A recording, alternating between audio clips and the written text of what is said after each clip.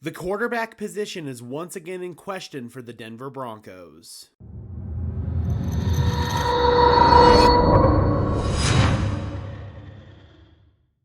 Hello everyone, welcome to Denver Broncos Syndicate, part of the Sports Syndicate family of channels. On this channel, we bring you informed and in-depth analysis of our Denver Broncos. I am your host, Gage Madrid.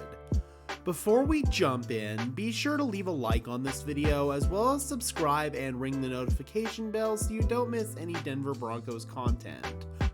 Also, a huge shout out to Mark and Owen over at Pittsburgh Steelers Syndicate. Those guys just hit 1,000 subscribers last night. They are doing an amazing job of covering their Pittsburgh Steelers, so if you or someone you know is a Pittsburgh Steelers fan or just an NFL fan in general, be sure to check out Pittsburgh Steelers Syndicate, link in the description below.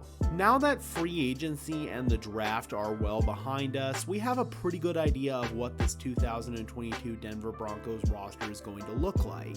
At this point in the offseason, however, teams are going to evaluate the remaining holes that they have on their roster.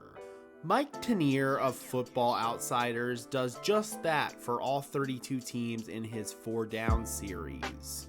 Tanier singles out the biggest weakness each team has at this point in the offseason. Tanier said that the Denver Broncos was one of his more difficult evaluations, as he claimed that this was their best offseason since they won the Peyton Manning lottery in 2012. Although fans and analysts of the Broncos would argue that there are a couple of suitable answers here, including depth at off-ball linebacker, Tanier ultimately singled out the backup quarterback position as a potential weakness for the team. Their starting lineup is stacked on both sides of the ball, but what happens if Russell Wilson gets hurt, even for a few weeks?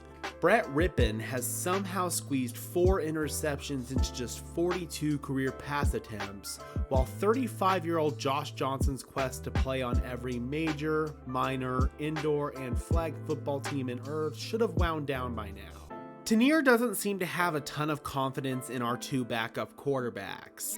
The Broncos seem to be hopeful that the only time we will require the services of a backup quarterback is during mop-up duty in blowout victories. Prior to the freak finger injury that he suffered when his hand collided with Aaron Donald, Russell Wilson had never missed a game in his entire career. Wilson missed 3 games as a result of his injury, and while it did take him some time to sort of get his groove back, in his final 2 games as a Seahawk, he began to look like his old self again. The Broncos hope that Wilson's fluky injury last season was nothing more than that, a fluke, and should, knock on wood, Russell Wilson miss time once again next season, the Broncos' backup quarterback situation isn't as bad as Mike Tanier paints it. The Broncos signed journeyman quarterback Josh Johnson in free agency. On my main channel, Sparkin' Over Broncos, I did a film analysis video on Josh Johnson. I actually felt that he played pretty well in spot time with the Jets and Ravens last season. He also played pretty well when he started a handful of games for the Washington Commanders in 2018. If Josh Johnson were to have to start a game or 2 for us next season, I feel that he would be able to efficiently manage our offense with the plethora of weapons that we have. Behind Josh Johnson sits 2019 free agent Brett Rippon, who has served in both the 2nd and 3rd string role during his time in the Mile High City. Although Rippon has received praise for his high football IQ, his arm talent definitely leaves something to be desired. In 2020, Rippon started our Week 4 contest against the New York Jets on Thursday Night Football after Drew Lock was injured and Jeff Driscoll was benched. Although Rippon did help lead the Broncos to their first victory of the season, throwing 2 touchdowns in the process, he also threw 3 interceptions, and probably should have thrown 5. The other 2 were dropped. Rippon spent most of last season on the Broncos practice squad, making 1 brief appearance after Drew Lock was shaken up in a game against the Chargers.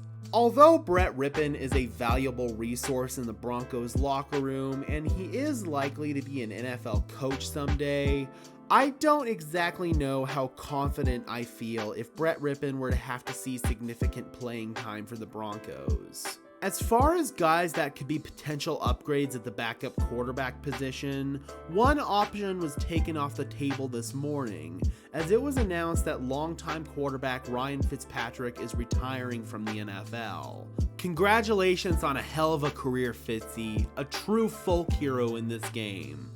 As far as guys remaining on the list, there aren't that many options. I strongly doubt that Cam Newton is going to want to come to Denver after his history with our organization. Behind him, there are guys such as Mike Glennon and Josh Rosen, but I don't really view either one of them as an upgrade over our two backup quarterbacks. I think that where we are at this point in the offseason, we may have missed the boat on upgrading at the backup quarterback position. But I'm curious, Broncos country, do you feel comfortable with our current backup quarterback situation? And if not, which quarterback would you look to add via free agency or trade? Drop those comments down below, I would love to hear from you. Be sure to leave a like on this video, as well as subscribe and ring the notification bell so you don't miss any Denver Broncos content. And while you're at it, be sure to check out my main channel, Sparkin' Over Broncos, for even more Broncos coverage. And for now, this has been another episode of Denver Broncos Syndicate. I am your host, Gage Madrid, saying peace out and let's ride.